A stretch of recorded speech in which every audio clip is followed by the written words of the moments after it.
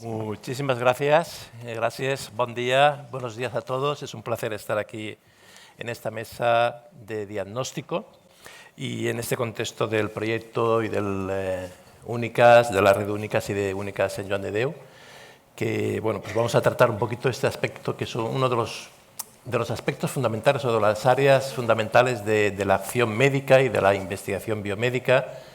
Y diría yo que incluso uno de los dos pilares fundamentales, diagnóstico, el otro es el tratamiento, obviamente junto con todo lo que es la investigación biomédica, pronóstico y tipos de aproximaciones a los pacientes de diversa índole. Tenemos con nosotros, como os he comentado aquí, al profesor Ángel Carracedo. Ángel, buenos días, gracias por haber venido desde Santiago de Compostela. Al profesor Raúl Benítez, de la Universidad Politécnica de Cataluña y también miembro del Instituto de Recerca Sant Joan de Déu. Y a mi amigo y compañero, bueno, amigos todos, pero y compañeros, con todos he trabajado, pero sobre todo con Rafa Artús, el doctor Rafa Artús, que es el jefe del Servicio de Bioquímica Clínica del Hospital Sant Joan de Déu. Aquí se habla del límite de lo posible. Yo quisiera decir una cuestión, enlazando un poco con la mesa anterior, desde la perspectiva de las enfermedades raras o minoritarias, ¿no? Una cuestión que es importante y es que las enfermedades raras, de alguna manera, desde la perspectiva de la persona, del paciente enfermo con su propia enfermedad, es muy útil su investigación para hacer ese enlace entre la investigación básica y la investigación clínica. De hecho, ya hace más de 300 años que William Harvey, que fue el descubridor de la circulación mayor de la sangre, dijo que la mejor manera de interrogar a la naturaleza humana, era investigar formas raras de enfermar. Eso lo dijo ya hace más de 300 años. Y para ello, pues de alguna manera, y siguiendo esta estructura que ya os propuse un poco del ADN, del genoma, de los genes, de los metabolitos, la bioquímica y de la forma y la estructura de las células y los órganos, un poco empezando por ti, por Ángel. La idea es, desde tu perspectiva, en este modo de enfermar individual y de las enfermedades que nos ayudan a entender un poco la cosa común que tienen las distintas personas afectadas por algo equivalente o similar, que es la enfermedad que padecen, aunque la padezcan desde la individualidad y se traten personalmente, ¿qué representa para ti o qué representa el estudio de la variación genética del individuo para comprender ese genoma, ese modo de enfermar y cómo analizar el genoma? ¿Cómo lo ves tú, Ángel? Bueno, pues lo primero de todo, que un placer grandísimo para mí estar aquí. Muchas gracias por la invitación, muchas gracias, Paco, también por la moderación de esta mesa. Yo lo primero que quería contar un poquito es qué es esto de la variación genómica, por qué es importante, qué representa y por qué la debemos analizar en el caso de enfermedad. Se habla mucho de genoma, no sé si todo el mundo tiene idea clara qué es. Básicamente es el contenido de las instrucciones que tenemos en el ADN, que llamamos genes. Una molécula que apareció prácticamente en el momento que apareció la vida en la Tierra. Es un libro de instrucciones. En el genoma humano tenemos 22.000. Y muy pronto, desde que nació ese libro, rápidamente se diseñaron dos instrucciones. Primera, que esos organismos que empezaron a nacer muriesen. La muerte es consustancial a la vida y está programada. Lo segundo, que el ADN que se duplicaba, que las copias no fueran perfectas, que aparecieran mutaciones. Todo muta. La mutación origina variación, porque si no hay variación, la vida no sería posible.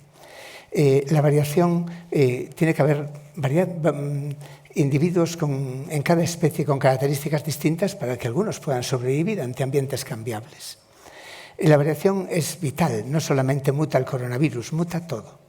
La mutación fue la causa de la evolución, fue lo que originó toda la diversidad de la vida que hay en la Tierra y la que nos hace distintos. Es azarosa y está diseñada. Hay mutación somática, origina, por ejemplo, el cáncer, y hay mutación germinal. Nosotros somos la mitad del padre, la mitad de la madre, más algo siempre nuevo. Tenemos por lo menos 30 o 40 cambios en nuestro genoma respecto a nuestros padres, uno cada 100 millones de pares de bases, aproximadamente. La mutación muchas veces es neutral, cambia una letra o cambia algo y no pasa nada. Otras veces origina algo, una ventaja adaptativa, pero otras veces puede ser un problema porque el gen donde muta y es azaroso es importante para el organismo. Muchos problemas de neurodesarrollo porque la mayor parte de los 22.000 genes son para neurodesarrollo. Pero de todo tipo. Y porque, a fin de cuentas, son las instrucciones para cualquier órgano del organismo y para cualquier función. Claro, es causa de enfermedad. La mayor parte de la enfermedad rara es enfermedad genética. Son mutaciones que aparecen y después se transmiten a la descendencia. Y pueden ser a distintos niveles. Pueden afectar a un tomo, por ejemplo, una duplicación en el cromosoma 23, el síndrome de Down, en el cromosoma 21, el síndrome de Down, o pueden ser cambios de hojas o pérdida o ganancias de hojas del libro, microduplicaciones o duplicaciones y delecciones, aunque la mayor parte son mutaciones puntuales, simplemente que cambie una letra y tenemos 3.300 millones de pares de letras. Tenemos distintas tecnologías para analizar la variación dependiendo de lo que queramos ver. Técnicas citogenéticas o arrays para ver alteraciones estructurales, pero como la mayor parte de las alteraciones que vemos son mutaciones puntuales, la técnica clave es la secuenciación. Secuenciación que fue un invento no tan reciente en la humanidad, fue un invento de Fred Sanger, que recibió por ello su segundo premio Nobel de Química en los finales de los años 70, y que ha permitido todo lo que es el desarrollo del proyecto Genoma Humano, y que hasta ahora había que hacerlo con técnicas muy laboriosas que implicaba que teníamos que ir gen a gen o trozo de gen a trozo del gen. La gran revolución ha sido la aparición de la secuenciación de nueva generación, que nos permite analizar grupos de genes, todo el exoma, que es toda la parte codificante del genoma, o todo el genoma entero incluso, que podemos analizar más variación. Y esto ha sido una revolución tecnológica brutal e imparable, que es en la que estamos en este momento. Tecnologías progresivamente más eficaces, también más caras, que implican también un cambio en nuestra manera de trabajar, porque analizar un libro como un edificio de 8 pisos no es fácil. Tenemos que compararlo con un genoma de referencia, implica un análisis de filtrado y priorización de variantes, cuáles pueden ser de esos cambios que vemos los causantes de la enfermedad, implica capacidad de computación, implica bioinformáticos que nos prioricen las variantes, implican genetistas clínicos que mirando la historia clínica y mirando los síntomas, puedan decir, esta es la variante posiblemente la causa del problema. Implican un problema también de determinar cuánto de malo es esa mutación. Que significa, hablaba Óscar también, la patogenicidad de la mutación. ¿Cómo es de malo? ¿Cómo la célula no lo procesa? Y a veces no lo tenemos claro. Y tenemos muchas veces variaciones que llamamos de significado incierto. Otras veces, más claro, le llamamos patogénicas. Otras no estamos tan seguros y decimos probablemente patogénicas. Y a partir de ahí empieza un proceso para intentar saber cuál es la causa de esa variación, cuál es la posibilidad que esa variación que hemos detectado es la causa del problema.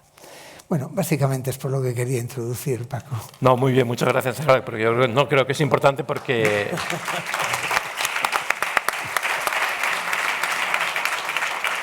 Es muy importante porque a veces el genoma y el ADN son moléculas más complejas de lo que parecen, no solo porque también hay otras moléculas como la cromatina, etcétera, que participan en lo que es la expresión génica, sino que no es una lectura de una letra detrás de otra, porque no es eso.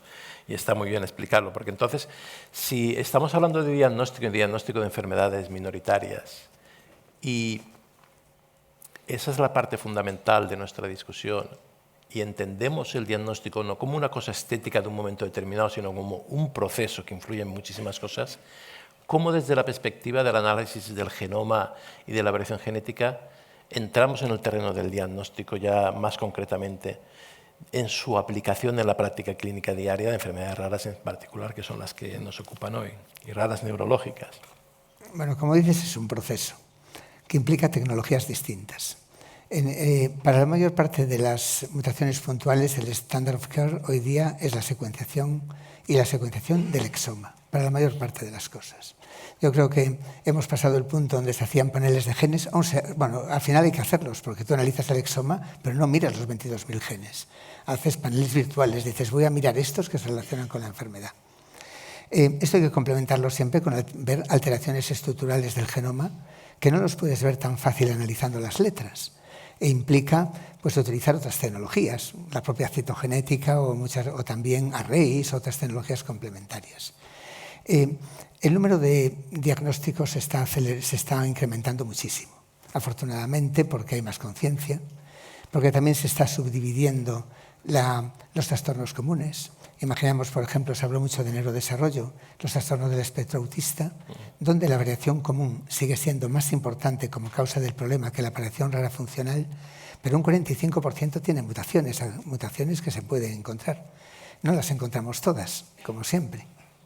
Pero lo que podemos hacer, y esto aumentó muchísimo, es un problema común, afecta al 1% de recién nacidos, solamente los trastornos del espectro autista, pero son más de 300 o 400 enfermedades raras y mucho más que eso. Claro, muchas las podemos diagnosticar, podemos encontrar la causa, otras veces no. A partir de ahí empieza otro proceso. En la práctica clínica tenemos que pararnos en algún lugar. Después, si quieres, más adelante... Eso lo tocaremos un poquito al final. Pero siempre implica una primera aproximación, un análisis de tecnologías complementarias, de la que en este momento la estrella es la secuenciación de nueva generación. Muchas gracias, Andrés, está claro. Después tocaremos la idea final del esfuerzo diagnóstico, ¿no? Hasta dónde hay que llegar. Bueno, Rafael Artuch. Bueno, yo creo que desde, digamos, del núcleo de la célula, donde está el ADN y todo el genoma en su contexto, pasamos, digamos, a la célula funcionando desde el punto de vista bioquímico-metabólico, ¿no? Entonces, la idea fundamental en el contexto de esta manera de enfermar, de la fisiopatología de enfermar del individuo, me preguntarte y que comentes qué es lo que estudiamos realmente cuando analizamos los metabolitos, pero lo miramos desde la perspectiva de la metabolómica, bien sea dirigida, bien sea no dirigida, tú lo conoces bien, pero que los metabolitos son moléculas fundamentales de la vida, eso está claro, pero sobre todo cuando las analizamos globalmente, ¿cuál es la perspectiva de aproximación realmente? ¿Y qué esperamos de ello en el diagnóstico, en el proceso diagnóstico? Bueno, gracias Paco y gracias por la invitación. Tengo que decir que mi negocio científico es más sencillo que el tuyo, Ángel, porque nos movemos en cantidades de moléculas pequeñas, pero aproximadamente en la última actualización de una página web que coloca todos los metabolitos reconocidos en el ser humano hay unos 200.000 aproximadamente. Entonces, nosotros y otros grupos que trabajan en esta aproximación metabolómica tenemos dos formas de trabajar. Una sería, primero, decidir qué es lo que queremos analizar dentro de esos 200.000 metabolitos. Aminoácidos, que tienen enfermedades genéticas asociadas, ácidos grasos, hidratos de carbono. Eso requiere un trabajo de purificación previo de la muestra muy potente, porque si os podéis imaginar que 200.000 metabolitos van a estar interfiriendo en los momentos de análisis, tenemos que eliminar lo que no nos interese. Y una vez hecho eso, se procede a lo que es el análisis propiamente bioquímico del laboratorio, y lo que buscamos en esta forma dirigida son perfiles metabólicos que nos ayuden a entender la enfermedad, pero incluso también que nos ayuden a entender la interacción con el medio ambiente. Porque claro, metabolitos tenemos los nuestros propios, pero los que vienen de la dieta, los que vienen de la microbiota o incluso los que vienen de fármacos. Lo que hacemos es un análisis, que obviamente no voy a entrar en detalles porque ni yo mismo los conozco en este momento, tengo gente muy joven y muy inteligente que lo hace por mí, afortunadamente, y separamos las moléculas y las identificamos en función de sus propiedades químicas. Tradicionalmente utilizábamos, por ejemplo, la fluorescencia que emiten algunas moléculas de forma nativa, o que son moléculas que tienen carga eléctrica y se pueden reducir, y el último avance que hemos tenido es la espectrometría de masas en tándem, que eso es relativamente antiguo, pero sí que ha sido revolucionario, porque eso básicamente se basa en realizar un impacto electrónico sobre la molécula y descomponerla. Lo que hace es la descompone de una forma específica, y si yo soy Rafa y soy la molécula Rafa, estos 5 iones son mis iones, y según la altura que tengan, tendrán una concentración u otra. Estos impactos electrónicos, Miquel me está mirando con cara de preocupación, no andamos disparando electrones en el laboratorio, en nuestra jornada laboral, programamos los equipos para conseguir la máxima eficiencia en este análisis. A partir de ahí se desarrollan las técnicas que se llaman de metabolómica no dirigida o masiva, que son una aproximación similar a esta, pero con componentes tecnológicos más sofisticados, que ya hemos comentado alguna vez, como es medir cómo vuelan las moléculas, las lanzan por una chimenea, bajan y están en un tiempo que está totalmente relacionado con su peso molecular, trampas iónicas, etc. Conclusión, que con esta segunda aproximación lo que conseguimos es, en vez de ver 100, 150 metabolitos, podemos ver 20.000, 30.000 o 40.000 a la vez. Termino rápido diciendo, ventajas de la primera, la dirigida es muy específica, muy sensible, ha funcionado muy bien durante muchos años y de hecho es la forma en la que estamos trabajando nosotros ahora. La masiva también ha funcionado bien en los pasados años, sobre todo en términos de investigación, de identificación de nuevas moléculas. Curiosamente, se había inventado antes que la secuenciación de nueva generación y se ha quedado atrás en el proceso diagnóstico claramente, y la secuenciación genética ha pasado por delante, pero es previsible que en los próximos años, con el desarrollo en centros muy potentes que trabajan en esa tecnología, ya se puede aplicar también a procedimientos diagnósticos cuando se consiga resolver el máximo problema que tiene ahora, que básicamente es falta de sensibilidad. No sé si te he respondido. No, totalmente, Rafa. Muy claro, pero claro, una de las cuestiones, si los metabolitos son, digamos, el paradigma, que no lo son solo porque tienes la glucosa en sangre, el hemograma, la hemoglobina, etcétera, son biomarcadores indistintamente de lo que puedan representar, bien pues de una hipoglucemia o una situación diabética, cuando hablamos de la glucosa, o bien una situación de una anemia o una situación diferente, cuando hablamos de moléculas de hematopoyéticas. Pero el metabolito, de alguna manera, es el paradigma de biomarcador. Claro, desde el punto de vista diagnóstico, pero también de cómo diagnosticar cómo es la respuesta terapéutica en el paciente o en un ensayo clínico, el biomarcador es fundamental, ¿no? Y adolecemos de suficientes biomarcadores. ¿Cuál es la realidad y el futuro en la investigación y su aplicación diagnóstica de nuevos biomarcadores, no solo metabolitos, sino de otra índole, pero bueno, el concepto de biomarcador que nace del metabolito? Hombre, seguramente el paradigma de biomarcador bueno son aquellos que se aplican en los programas de cribado de neonatal precoz, que tienen unos niveles de sensibilidad y especificidad muy elevados. Estoy de acuerdo contigo en que no hay, sobre todo en algunos grupos de enfermedades como las del metabolismo energético, que afecta a toda la función celular, los marcadores que tenemos hoy día son ni sensibles ni específicos, con lo cual estas pruebas metabolómicas de última generación tienen que resolver este problema. Es importante decir que no tiene por qué coincidir un biomarcador para una actividad diagnóstica que para controlar una actividad terapéutica. Muchas veces son distintos. En el diagnóstico uno está buscando prácticamente que no se le escape nada, aunque luego haya que depurar ese análisis con otras pruebas secundarias. Pero en el control de tratamiento lo que uno está buscando es un efecto. Nosotros identificamos hace unos años un biomarcador mitocondrial, que era el GDF15, que era una citoquina, que parecía que en principio iba a ser muy bueno y al final no lo ha sido tanto desde el punto de vista diagnóstico, porque aproximadamente la mitad de los mitocondriales lo tienen alterado, pero también lo tienen alterado niños con cardiopatías de otra índole, de otro tipo, pero sí que es bueno como biomarcador de tratamiento, porque una vez que ya partes de un nivel elevado, si la intervención terapéutica ha sido adecuada, uno tendría que esperar que la concentración de ese metabolito bajara. Con lo cual, nos movemos en estos dos escenarios y yo espero que ahora, con la metabolómica masiva, ya estarán apareciendo muchos marcadores, sobre todo lípidos complejos, que nadie pensaba que pudieran tener un papel importante en el diagnóstico, en el control de la evolución de la enfermedad, pero se están identificando. O sea que de alguna manera la lipidómica y también la proteómica también es un campo en que conforme vayamos conociendo muchísimo mejor, podremos ir aplicándolo en la práctica clínica sabiendo si tiene un nivel de sensibilidad y especificidad que nos permitan aplicarlo, como digo, en la práctica clínica, ¿no? Y bueno, hemos visto el núcleo con su DNA y su genoma y obviamente su transcripción y su salida hacia el citoplasma con el RNA, hemos visto los metabolitos, la bioquímica, pero ahora vámonos al otro lado de la función, la forma como análisis estructural de la función, de la fisiología, en términos macros, de tejidos y sobre todo también de microscopía, como conoces tú, Raúl Benítez. ¿Cuál es la información diagnóstica que nos ofrece o nos puede ofrecer ya o en el futuro inmediato el análisis de la morfología, el análisis de imagen desde la perspectiva que tú quieras comentar, micro o macroscópica? Muy bien, pues mira, mi postura es bastante cómoda desde el punto de vista de almacenamiento de conocimiento, porque fundamentalmente desde la ingeniería y las técnicas de análisis de datos, de lo que ahora se llama inteligencia artificial, yo prefiero que, de hecho, este es el foro ideal para empezarle a llamar técnicas de reconocimiento de patrones, porque tenemos patrones a nivel estructural genético, tenemos patrones más funcionales, y a eso es a lo que yo me he dedicado. Mi ámbito es más en concreto las imágenes, y durante mucho tiempo hemos trabajado con imágenes de microscopía confocal para identificar patrones que de alguna forma resultan anómalos y que de ahí puedes estirar el hilo. De lo que me gustaría hablar es de cómo nos va a impactar la inteligencia artificial en el diagnóstico y en concreto en el diagnóstico transversal, desde enfermedades raras a enfermedades más habituales. La inteligencia artificial, vamos a llamarle el reconocimiento de patrones multiescala, nos va a pasar por encima y es una realidad. Yo sospecho que va a ser una revolución y voy a argumentar por qué.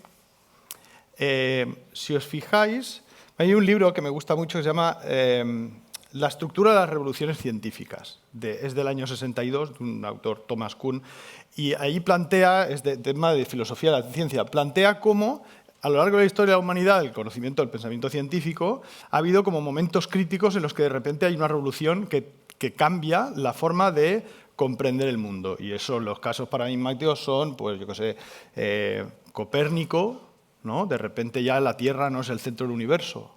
A nadie le gustó. Es decir, la humanidad no estaba preparada para que la Tierra no fuera el centro del universo. Y lo mismo pasó con la revolución con Darwin, y lo mismo pasó con la revolución subatómica con Einstein. Nos pone en cuestión el papel de nuestra percepción de la realidad y nos la cambia. Y eso es un poco lo que va a pasar con la inteligencia artificial.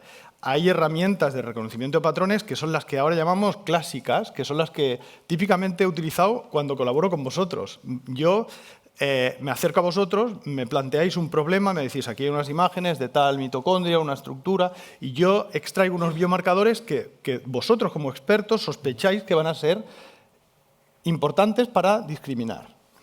Pero es que ahora hay técnicas nuevas que ese tipo de conversación multidisciplina no es tan necesaria. Es decir, van a identificar patrones de manera autónoma en datos multiescala y de alguna forma esos patrones van a ser útiles para decidir si esto es A o esto es B, más allá de lo que nosotros como humanos o vosotros como expertos clínicos tengáis en vuestra cabeza a priori de qué va a ser lo importante y lo que no.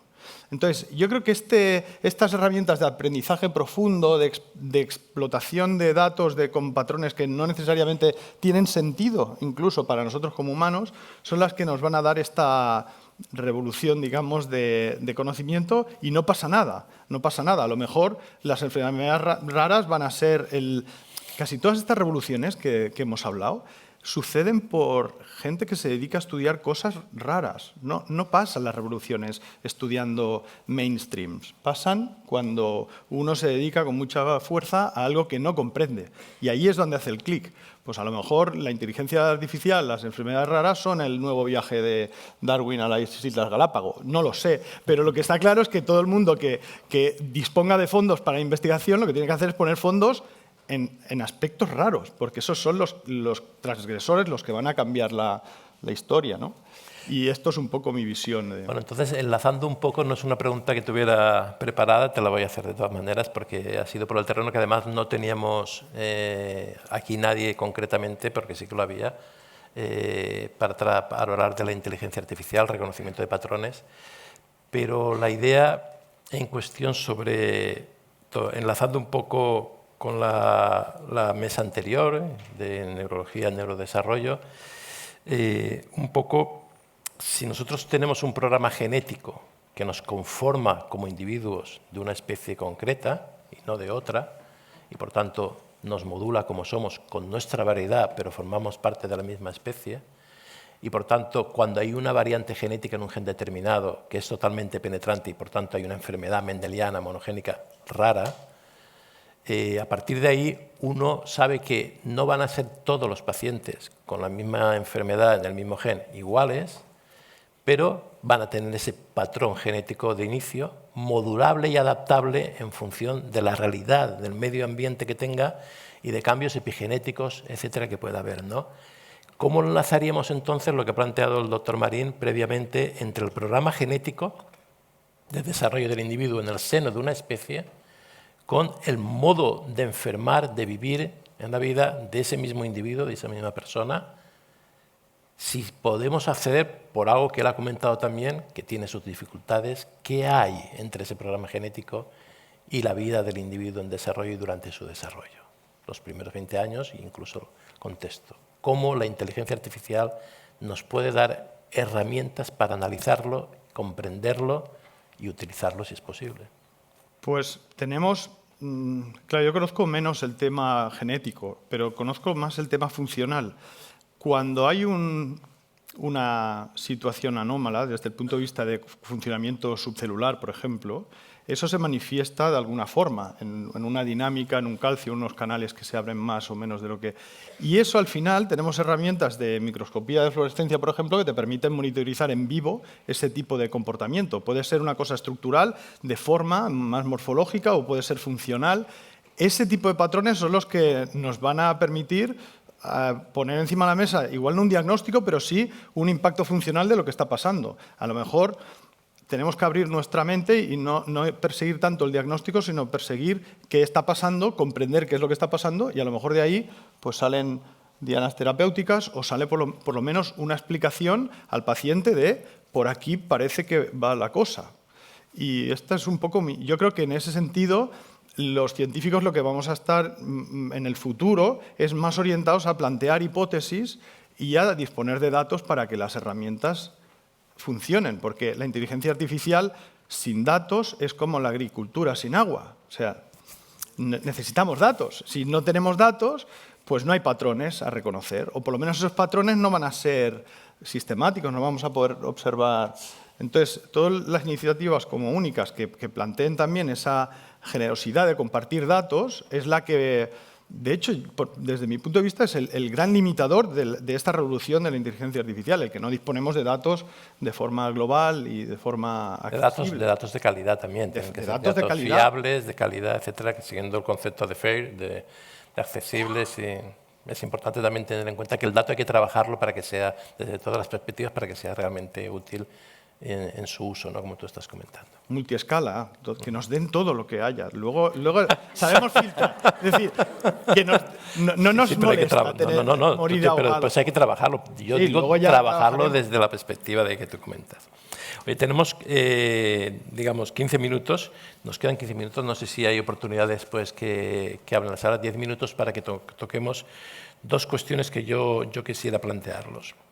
No porque crea que tengan que existir, sino porque creo que hay que plantearlo desde el punto de vista de la sostenibilidad y de la realidad actual y cercana en el tiempo. Si la vamos más lejos en el tiempo, obviamente, la respuesta sería distinta. Y la pregunta, la primera de las dos es, ¿qué pensáis, intervenir como queráis libremente, cuáles son los límites del diagnóstico y de las herramientas tecnológicas, todos habéis hablado de tecnología, en el momento para diagnosticar y aplicarlas en el diagnóstico de las enfermedades raras en concreto, ¿no? Que sirva para el conjunto de trastornos de enfermedades que padecemos? Ángel o Raúl. Bueno, Rafa.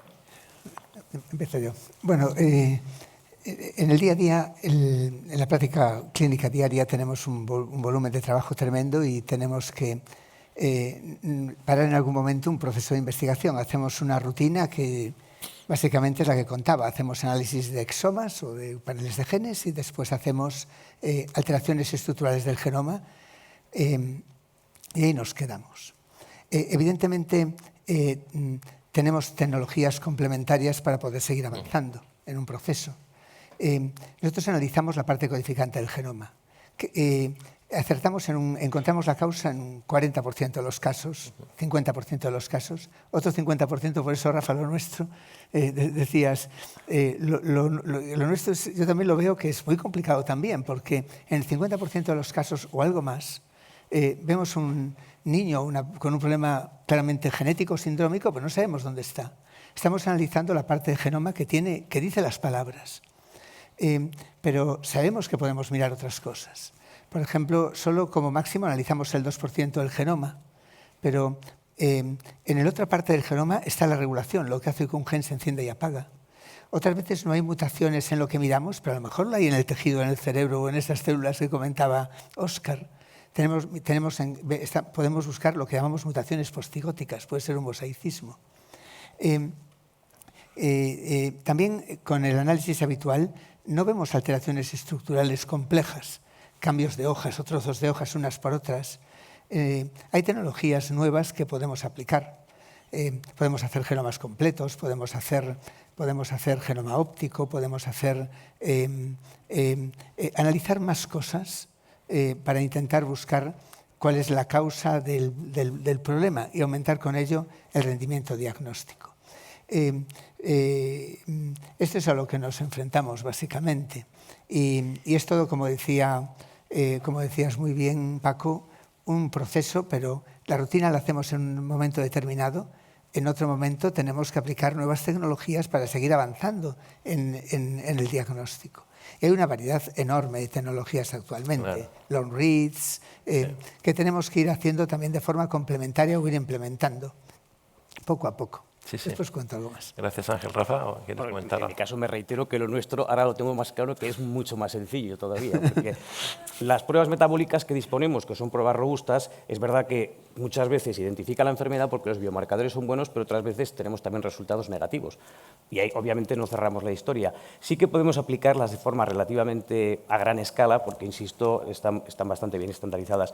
Es más complicado cuando se está buscando nuevos biomarcadores. Antes no lo he mencionado, pero las pruebas de metaboloma humano masivo tienen varios problemas, pero uno de ellos es que incluso dentro del mismo individuo la composición de metabolitos por la mañana es diferente que el mediodía o por la tarde o por la noche y va a cambiar en función de los tratamientos que estoy tomando, de la dieta o de lo que sea. Con lo cual, la interpretación de eso desde el punto de vista diagnóstico es complicada y además requiere, por lo menos para nosotros, una especie de salto mortal que incluiría poner a trabajar bioinformáticos, gente que esté acostumbrada a lo que sea el mundo de la ciencia de datos, porque es una visión diferente a la que tenemos nosotros, que vamos dirigidos con una hipótesis biomédica, a pesar de que estamos poco a poco introduciendo alguna herramienta en el laboratorio, pero esto otro ya es un tema mucho más complicado, pero que obviamente tiene que contribuir con todas las ómicas, proteómica que hoy nos ha hablado, pero más o menos podemos asumir que está un poco al mismo nivel que la metabolómica, las radiómicas, imaginómicas o como las llaméis, que no lo sé.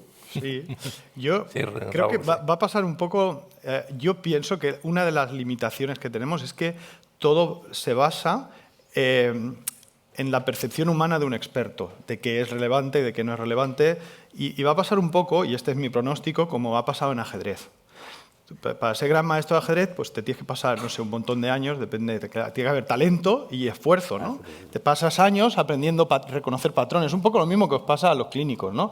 Que estudiáis durante muchos años, llega un momento en el que reconocéis patrones y los asignáis a unos mecanismos y unos funcionamientos, y eso es algo que como humanos pues uno tarda años en hacer. ¿Qué va a pasar? Pues lo que ha pasado en ajedrez, ¿no? Que tú ves a los grandes maestros de ajedrez hoy en día a nivel mundial y ya incorporan patrones que no necesariamente son los que ha aprendido de sus maestros, sino que patrones que una máquina explora y que de alguna forma, incluso un maestro te diría que es una barbaridad hacer eso, pero oye, cuidado que esto gana partidas.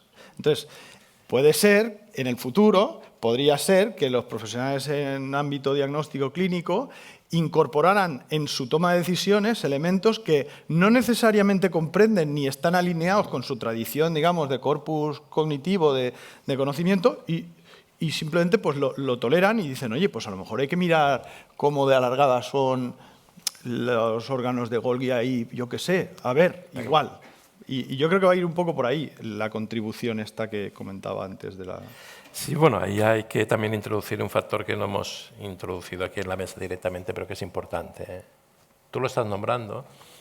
Hoy por hoy, y será durante bastante tiempo, la orientación clínica del médico y del personal sanitario a la hora de definir qué es lo que uno está estudiando, lo que llamamos globalmente en la expresión clínica de la enfermedad en una persona concreta, el fenotipo, ¿no? Ese conjunto de signos y síntomas, que también se han nombrado antes en la mesa anterior, que constituyen lo que le ocurre, de lo que se queja a la persona, que uno tiene que ser capaz de recoger para modularlo también desde la perspectiva no solo de llegar a un diagnóstico, sino de ver o ese proceso diagnóstico tenga un componente humano también, ¿no? Que eso es muy importante en la relación médico-enfermo, ¿no?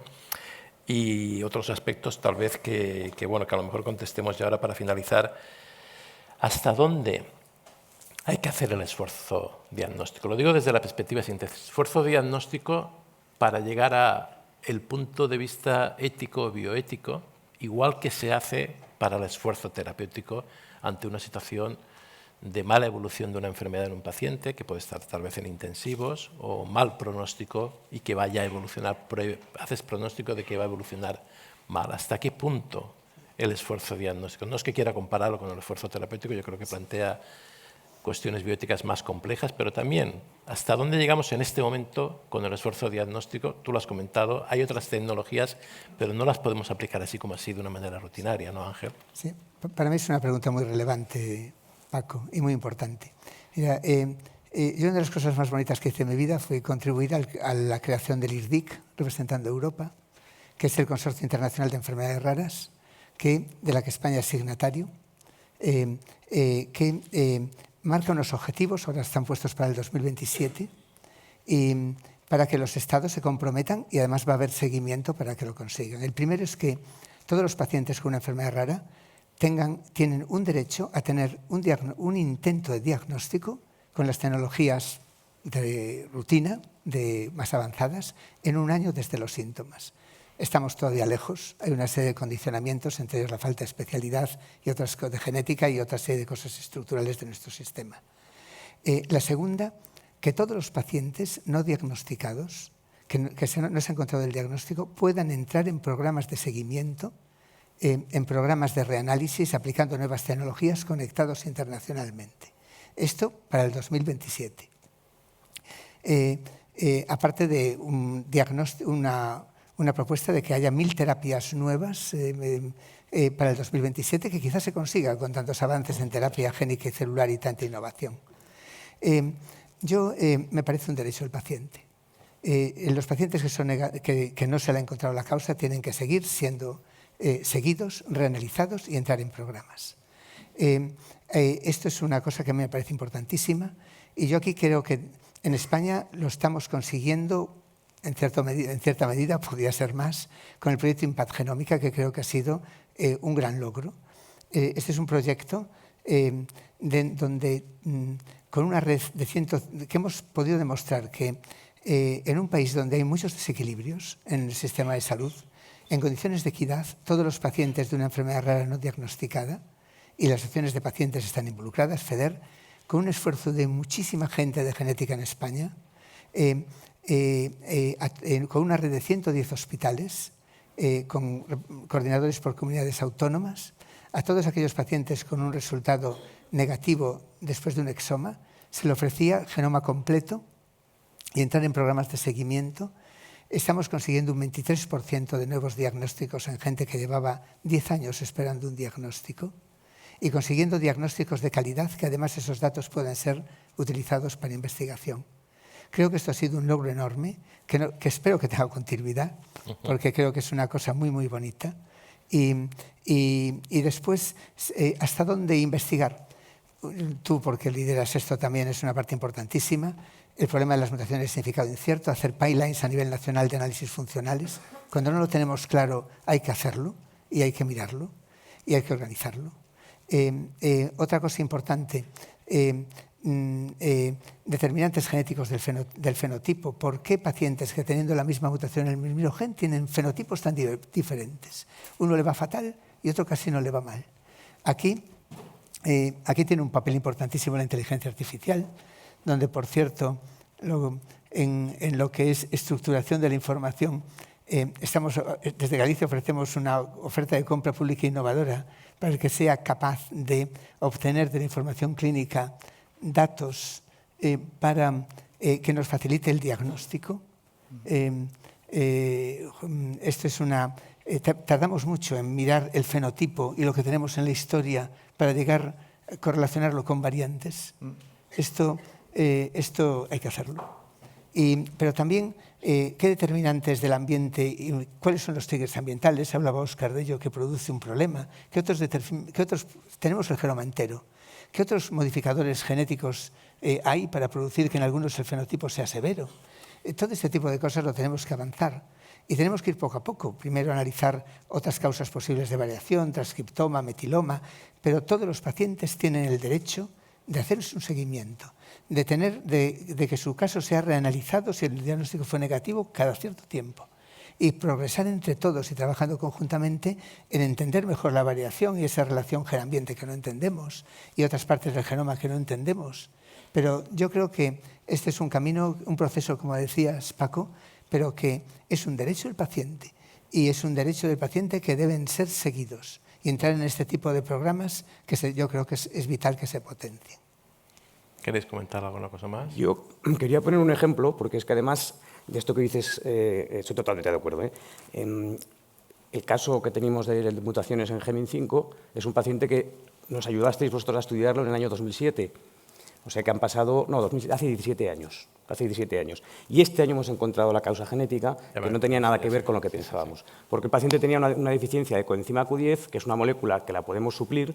Gracias a eso, y esa ha sido la parte de éxito de la historia, se ha tratado desde los 13 años hasta ahora, que es una mujer adulta que tiene 30, con una evolución neurológica razonablemente buena, y la parte de fracaso de toda esta historia es que hemos tardado efectivamente 17 años en encontrarlo.